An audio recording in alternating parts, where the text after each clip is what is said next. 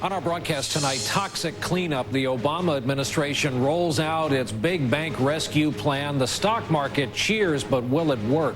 The terrible toll, a family ski vacation turns tragic as a plane goes down, many children among the dead.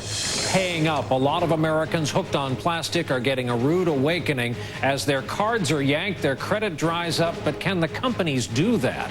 And Life and Limb, a special place that's making a difference in the lives of those who have given a lot for their country. Nightly News begins now.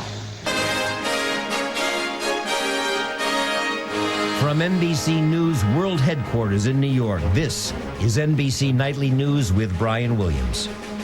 Good evening. You can almost hear Wall Street letting off some steam today. The analysts have been saying for a while now, all they need is a little good news for stocks to start up, and they did today. And here's what passes for good news.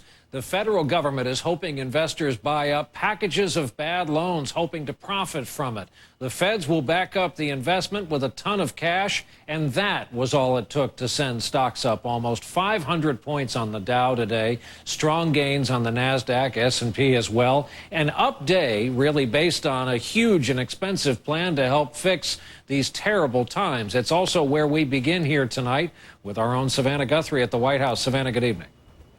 Good evening, Brian. As you said, Wall Street had been waiting for this day. The White House unveiling its plan to help banks get rid of those toxic assets, which many people believe will be the key to finally stabilizing the financial system. Businesses being able to get credit again. Aware of great expectations, the president simultaneously trumpeted the Treasury's new plan and downplayed it. The good news is that we have one more critical element in our recovery, but we've still got a long way to go, and we've got a lot of work to do. The plan aims to fix one of the most stubborn problems of the financial crisis. Banks and investors stuck with trillions of dollars in bad real estate loans, whose value plummeted when housing prices tanked.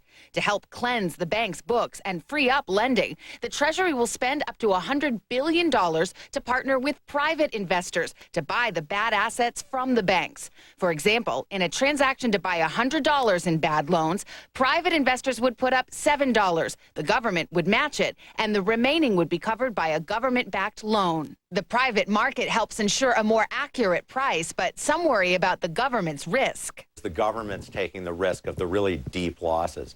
So the taxpayer is being very exposed. But Wall Street's verdict was immediate and unequivocal, up nearly 500 points. A needed boost of confidence for embattled Treasury Secretary Tim Geithner, who's faced intense criticism and calls for his resignation over the AIG bonus scandal. Geithner took questions at a forum in Washington tonight. We are, and this president is moving with as much speed and force as he can across comprehensively a broad economic agenda, which we think is necessary for recovery. Here in Washington, there was some Republican criticism, but it was muted. Republicans apparently holding their fire, Brian, as they saw the Dow soar. All right, Savannah Guthrie at the White House for us tonight. Savannah, thanks. And for more on Wall Street's reaction to what happened today, we turn to CNBC's senior economics reporter, Steve Leisman. Steve, did we get this about right, that what made the difference was knowing, as we like to say, the full faith and credit of the federal government was behind this move? Yeah, I think that's pretty critical right here. Wall Street's been waiting for this plan for a long time. You'll remember Treasury Secretary Tim Geithner came out with it, announced it over a month ago, but didn't really give us details, so we're waiting for those details. This is the equivalent, Brian, of Wall Street getting up on its chair at the concert and applauding and flicking its lighter, essentially. One of the banking indices had its best day since 1993, but it also spilled over to places like the NASDAQ, the tech-heavy NASDAQ, along with even some retailers seem to benefit here. So they were waiting for this plan. They like the plan, and they're glad it's behind them. And, Steve, what is the status of the criticism of the bank bailout program?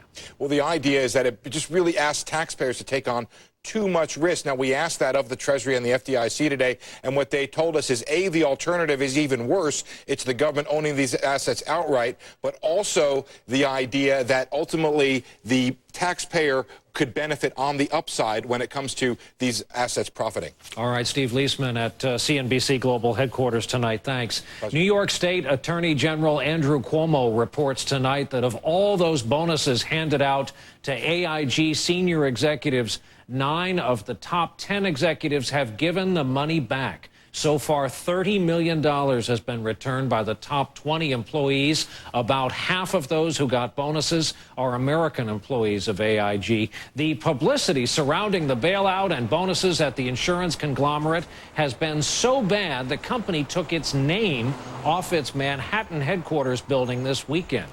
They were already forced to add security at the building and at the homes of several senior executives. The news out of Montana last night was sad even before we learned there